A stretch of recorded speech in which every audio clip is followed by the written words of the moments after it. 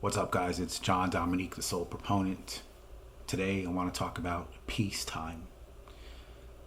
We all want peace in our lives, but most of the times we don't know how to go about getting peace.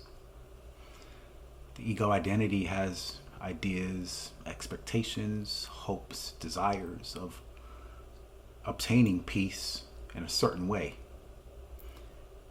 So it has to accumulate objects, manipulate circumstances, get the situation to fit an idea or an ideal of what it thinks will bring peace. It's looking for utopia. It always has to do something, it has to accomplish something, it has to put things together, it has to build, it has to destroy something. There's always some type of activity that has to happen.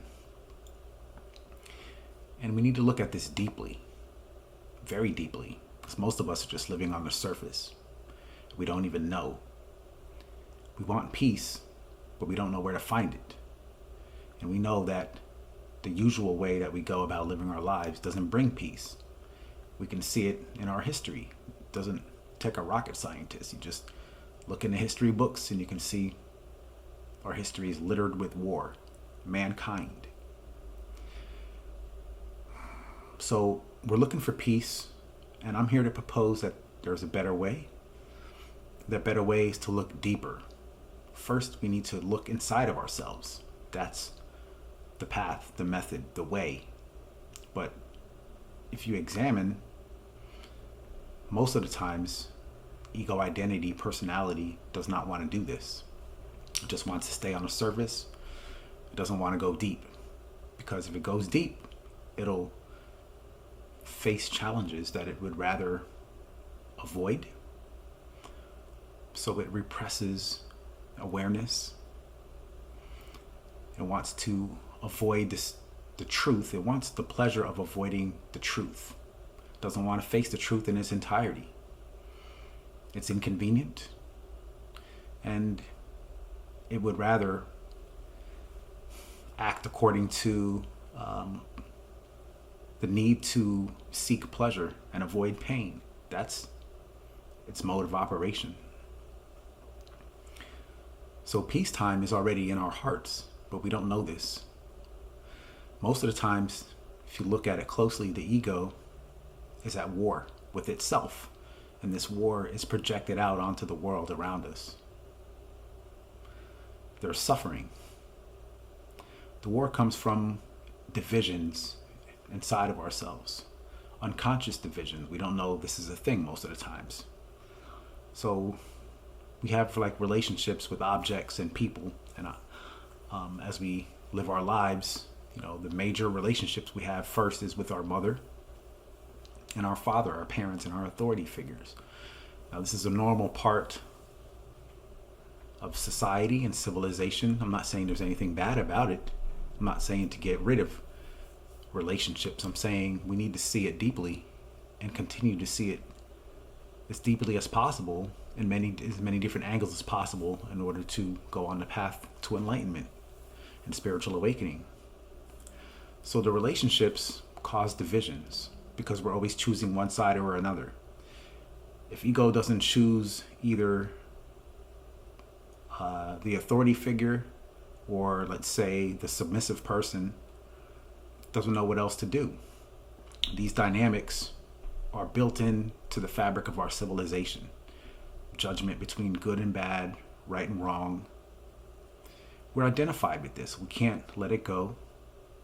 We're fixated. Most people think there's no way to get out of it.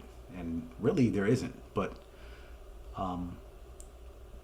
just the idea that we want to get out of it would become a problem, and we need to be very, very attentive, very, very aware, because this can backfire. We can make things worse by seeing how bad it is and judging ourselves for it, and that's creating more identification. It's building the walls of the identity, making things worse.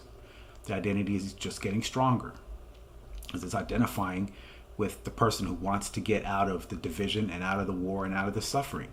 When it does that, it's just building another identity outside of the previous identity, and it keeps going on like that in a string, multiple identities, multiple divisions. We need to see this very deeply and realize that the divisions are within our inside of ourselves. A wise man once said, clean the inside of the cup and the outside will also become clean. So that's part of the process of spiritual awakening.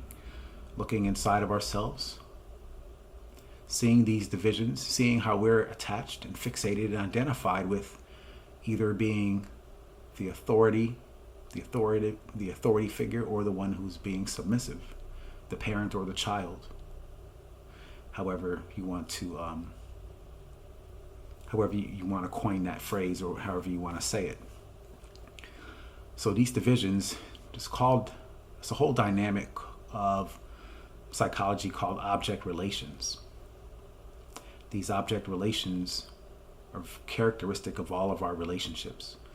So we're divided between one or the other, good or the bad, right and wrong. There's no space for oneness, wholeness, and that becomes an issue because our true nature, the nature of our true identity and who and what we are, there's no divisions. It's continuous.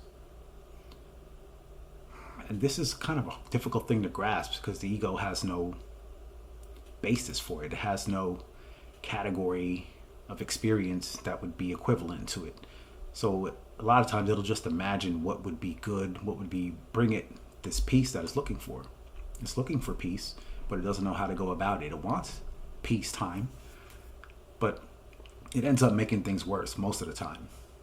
But if we're aware of this, we can work through the issues that are creating these divisions, and we can loosen our identifications, loosen our attachments to them.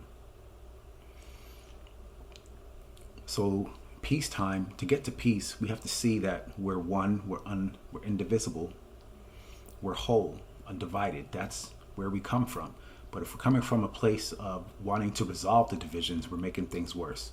So a lot of times the ego comes into spiritual work and it wants peace, and that's fine. That's the way it normally starts. Everybody comes with a motive, with an idea of what they want and why they're doing the work. You have a reason. But we need to see from the very beginning that just the fact that we want peace is another division. It's another split, because we're rejecting the part of ourselves that's divided. We're rejecting the division. We're rejecting the things that are not bringing us peace. That's creating more hatred, more suffering. It's a cycle. And we need to pay very close attention to this cycle and see how it operates in us, in multiple areas of our lives. Not just once or twice. We need to dedicate our whole livelihood to this. It takes a certain attitude or a certain mentality and orientation that we're doing this kind of work all the time. It's deep, it's a depth. It's not just living on the surface. The ego thinks just, on the surface it can figure things out if it just tries hard enough. But it's only going to make things worse, digging its grave even deeper.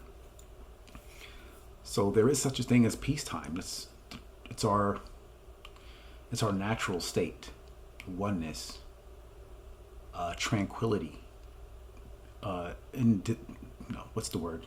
Indisturbability, or is that? I don't know if that's a word. But we're always trying to get to this place, this state of homeostasis.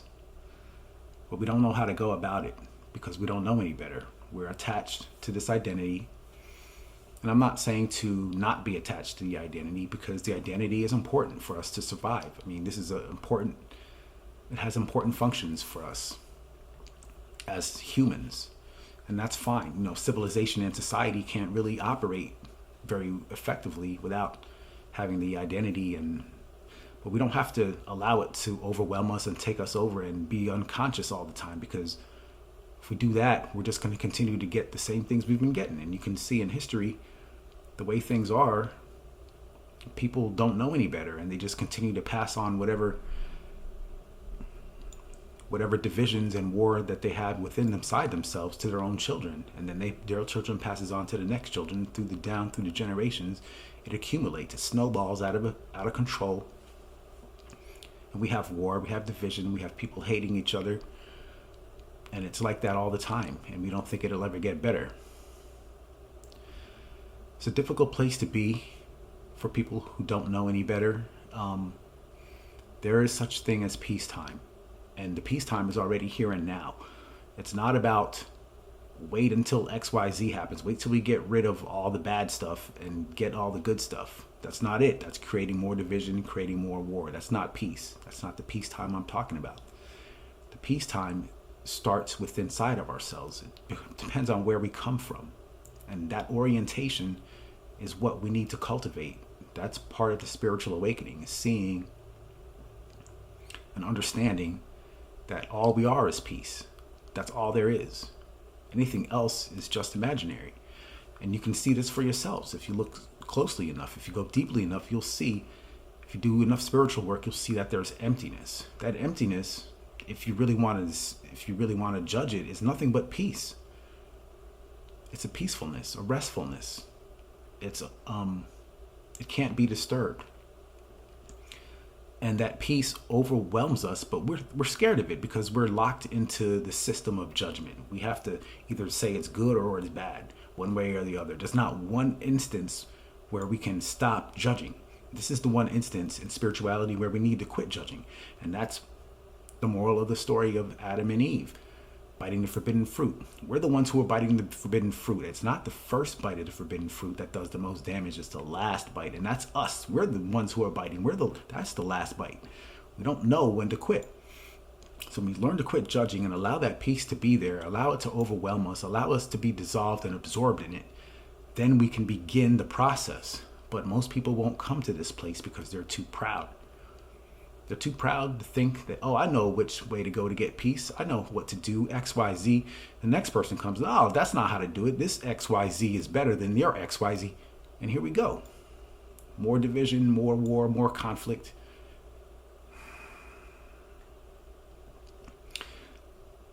This is not common knowledge. Most people don't think about things this way. But, I mean, if you just use your common sense, I'm not saying anything here that's like too difficult for most people to understand.